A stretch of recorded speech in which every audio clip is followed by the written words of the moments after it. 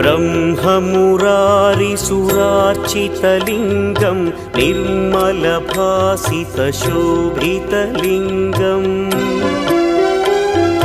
जन्मजदुःखविनाशकलिङ्गं तत्प्रणमामि सदा शिवलिङ्गम्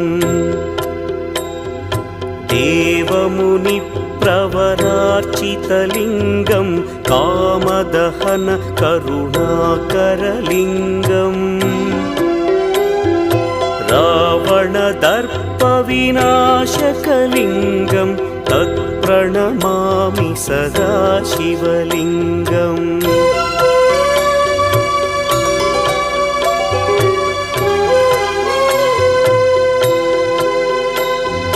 सर्वसुगन्धसुलेपितलिङ्गं बुद्धिविवर्धकलिङ्गम्